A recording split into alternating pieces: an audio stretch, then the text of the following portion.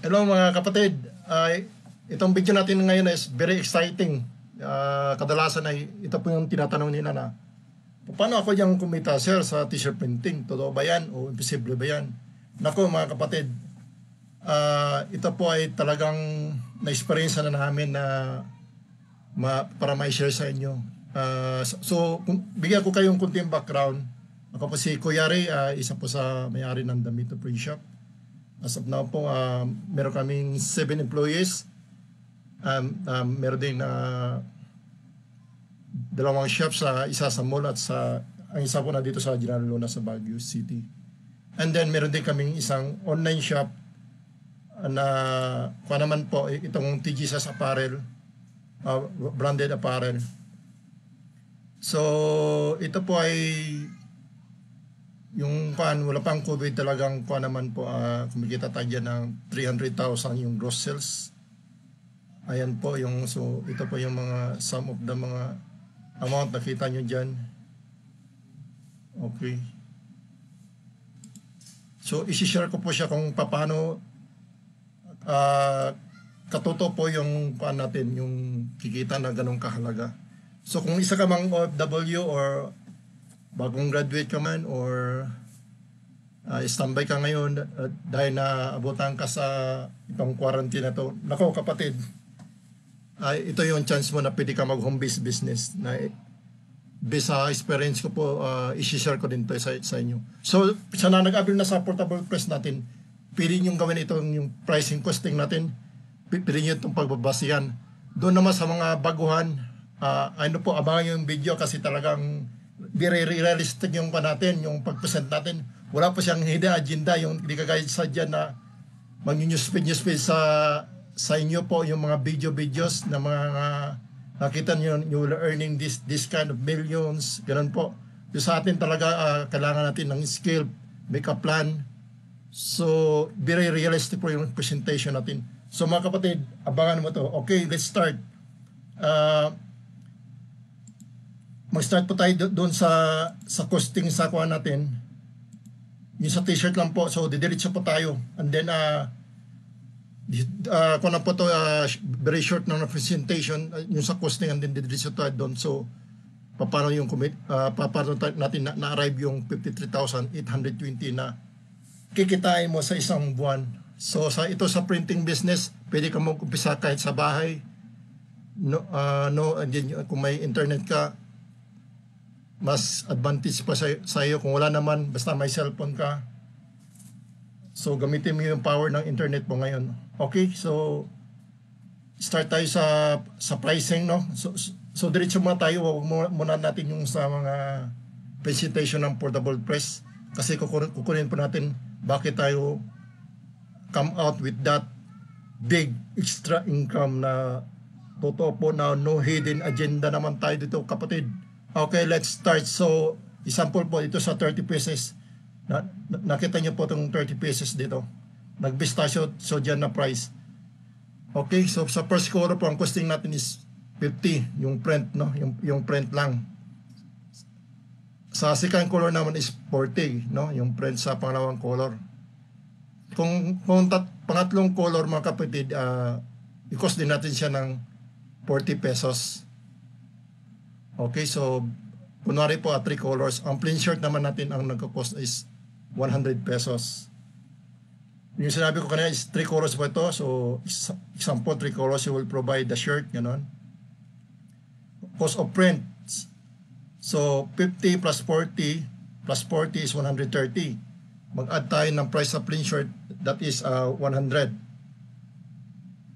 So i-add natin ang po yung cost ng printing plus yung t-shirt is around 230. Ang meron naman mga t-shirt na some are 85, 90, 95, 100 pero kinuha natin ang average ng 100. Okay, so and that po minus sa labor and your capital, usually po nasa profit margin is 30%. Kadalasan sa clothing na mga business, yan po, no? So 30% sa 230 is 69 pesos. Ang net po nyo na, hindi gross, shirt net profit. So kung maka 30 pesos po kayo, 69 times 30, that is 2,700 total net profit. So, malaki ba o maliit? Parang maliit lang ano. Pero yung next step po, magugulat po tayo dito. Okay, didiretso tayo doon sa presentation natin na 58,820. Paano natin kinita? I'm sorry, that is 53,820. No, it's not 58. So, it is 53,820 pa. Kikitain dito mga kapatid. So, okay, yung presentation natin ngayon is dito natin sa daily production. Kung nakita nyo dyan sa taas, meron din tayong daily net profit. Then meron din monthly net profit. Okay, proceed tayo. Focus natin konti. So, ito po 56 now pa 5 pieces per day. Start tayo sa 5 pieces per day. So that is 69 times 5. So 69 times 5 po is 345 pesos. Okay? So times 26 days. So i-deduct natin yung mga Sundays kasi siyempre nag-church naman. No? Mostly naman sa atin mga Kristiyano. So i-deduct natin yung 4 days, mga Sunday, 26 days na lang po. 349 times 26 days, that is 8,970. Dito naman tayo sa 10 pieces na production. Pag 10 pieces naman na production is, ito po, 10 pieces, 69 times 10. So 690 times 26 days, that is 17,940. Kung 10 pieces per day lang ang kuan mo, production per day. So biri ko na yun sa attainable. Sa mga, at siguro kung nasa mga 2 months, 3 months ka na printer, kaya po yan. And then, dito po tayo sa 20 days na presentation po. Okay, mumove ko lang yung videos. Sa 26 naman tayo na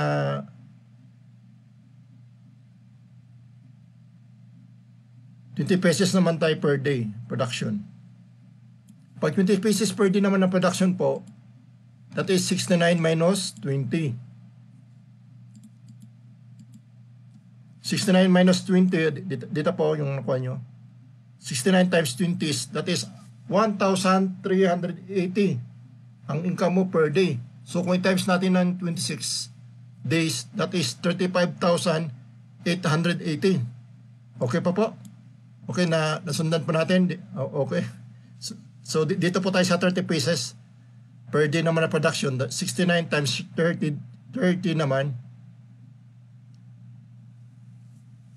Kasi yung kuan mo, 'di ba, yung natatapos mo per day is 30 pieces na t-shirt per day. So 69 times 30, that is 2,070 per day na income mo.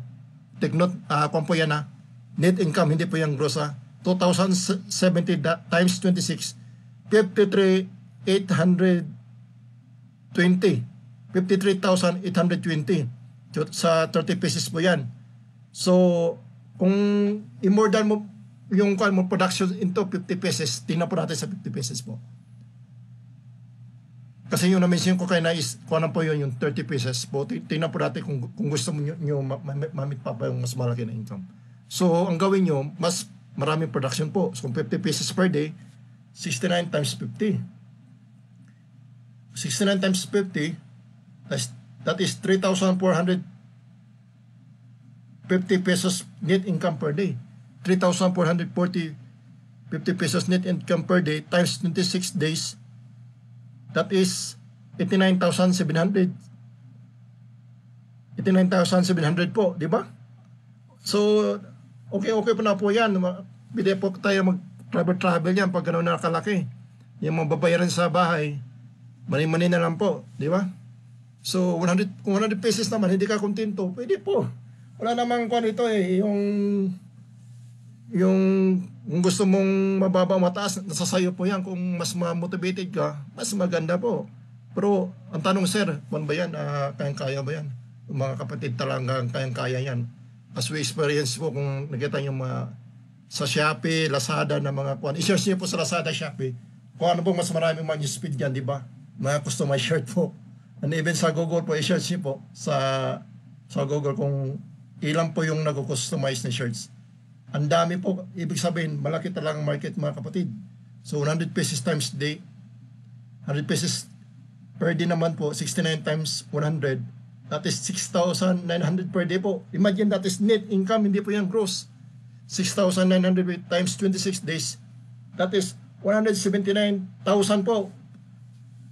And 400 pesos. So ito makakabayan talagang, I know, kung kuan po, may sticker na dito sa Philippines kung nakuha mo po ito. Naintindihan nyo po to.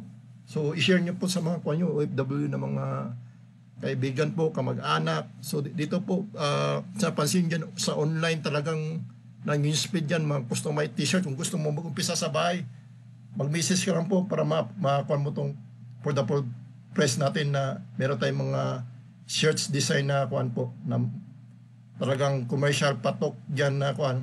Yung kuan natin nakapackage na, kasi mostly sa mga printer, alam niya mag-print, pero yung sa design naman po, doon naman po sa nabibitin. So sa atin, yung portable press training plus yung design po. Importante po kasi yung creativity pag kuan ka printer, lalo pag magbibenta tayo sa online. Okay, take note, nilagay ko ba yan, take note, di pa kasama ang makakabenta ka ng hood, long sleeve, polo, eco bag, ang adat more. Ibig sabihin, hindi pa lang po yan 53,820 kung meron ka pang mga sales na hood, sa long sleeve, sa polo, sa eco bag, and a lot more. So ano po yung sekreto, sir? Ito po yung sekreto. Yan lang po, do your passion and then take action. So kung parang kualan po yan yung kung gusto ka mangisda, tapos parang takot ka. Takot ka po na sasabay sa mangingisda kasi yung piloto po hindi alam mag-drive. So una po may takot ka pa lang eh. So kung alam mo na maraming isda doon na maharvest mo doon sa alon na yun, sabay po huwag ka matakot kasi alam mo yung mga fisherman, they are already experienced and how many years na po sila sa mga isda dyan. Ibig sabihin, kung alam na po nila yung season, so huwag ka po matakot kung baguhan ka. So ganun lang po, kung mga isda tayo, parang dito, medyo may takot ka, pero kung talagang maniwala ka, yan po, ma-resist natin tong goal. Okay? So anong po sekreto? Do your passion, take din action, focus on your goal. So ito po talagang i-target natin yung goal. Kung parang passion mo lang, hanggang passion ka lang, pero wala ka namang gagawin, wala po mangyayari. And then never give up, yan po, okay? So ang tips ko lang dito po, may mga additional tips pa rin ako dito. Okay,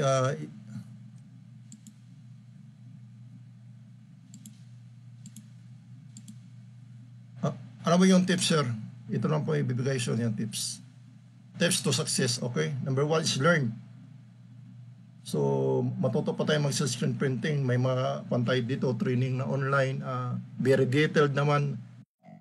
At the same time, pwede ka magtawag po kung talagang gusto ka matuto. Okay, so dapat resourceful. Mag-research ka po kung anong mga kailangan. Ano pa mga supplier dyan na kung example, kung mabuhusan ka ng supplies. So, maging resourceful ko po. Mag-search ka sa online, sa mga Shopee, Lazada. Okay, so kung ano pa mga kailangan, sa atin naman is may support din tayo sa mga ganyan. Basta mag-message lang kayo. Number 3 is skills. Ito makapwede, iba po yung talent, iba yung skills. Kasi yung iba, talento ko, magaling siya magkakanta, magaling ka mag-basketball, pero kulang ka ng practice. Wala rin po. So ito talagang practice na practice. Develop mo yung talent mo para maging magaling ka na boksingero, magaling kang basketballista. Ito, number 3 po, skills, very important. Okay? So, make a plan. Ito po natutunan ko din sa mother ko kasi kung wala kang plano, talagang hanggang plano ka lang po, maganda may plano and then you have to take action. So, make a plan kung anong plan nyo po. Kung para anong gusto mong sales, number 1, gusto ko yung 5 muna, i-target ko. Pagka next month siguro, i-target ko yung naman, yung 10 pesos per day. So, number 3, i-target pagka third month zero, gusto ko yung 30 pieces per day na production. So yan po, make a plan. And then time, dapat you have to devote on your time. Hindi lang yung parang ganado ka lang sa mga design, pero hindi ka naman practice, hindi ka naman magsi-sell screen, or busy ka, mag-alat ka ng times every Saturday, every Sunday. Marami po akong mga trainee po na factory worker, pero every Sabado, Sunday nagpe-print po siya. So ginawa yung part-time income. Focus on your goals. So kung makamali ka sa mga sell screen, ulitin po. Gano'n naman talaga. Siyempre may mga minsan practice lang tayo, hindi ma-perfect. Pero kung perfect yung process, madali na lang po. And then never give up. Kung magkamali ka man, magkakuhan ka man dyan sa mga kuhan mo. May mga design ka na hindi nakuha. Sa layouting, medyo makaproblema ka. Patuloy na po, research. Marami po tayo sa kuhan ngayon. Dahil sa power sa internet, may YouTube naman. Okay? Never give up. So, pinaka-importante po itong last is share to others. So, kung kikita ka ng ganitong kalaki, mga kapatid, siyempre, masaya ka na kung anong gusto mong gawin sa buhay. Mag-travel ka, bibili ka ng mga bahay, o ano diyan sasakyan, pwede po. Pero huwag mong kalimutan, ay i-share mo din yung success mo sa family mo o sa ibang tao. So, ito po number one, share to others. Very important po. Pinagpatante din po, salamat ka sa Diyos kasi binigyan ka ng talento na ganyan po. Okay, so ito yung natin, test to success, learn, resourceful, skills, make a plan, time, focus on your goal, never give up, share to others. So kung mga kapatid, kung nagustuhan mo itong video, i-share nyo po para ma-convince sa mga kaibigan nyo. At the same time, kung isa ka man mga OFW na very interested, no? On tama ngayon sa COVID natin, mga problema o meron kang mga kakilala, mga kapatid, meron kang mga kaibigan, pwede po siya mag-training sa atin dito sa t-shirt printing po. Okay, so ginawa natin to para maka-start kayo ng home business. At the same time, may maybe become a second option, but in the future, become your first option. Di ba? Who knows po na it will become your first option. Nakikita ka ganun kalagay. So ito lamang si Mr. Ray from the Mito Print Shop. Maraming salamat po. At yun naman sa nagsubaybay sa mga natin, mga followers, maraming salamat din po. At sa nag-abel ng portable press, yung pricing po natin mga ka-printer, yun po ay yung kaina na-mention ko yung price, sundin na nyo lang po yun. So maraming salamat and God bless. Maraming salamat.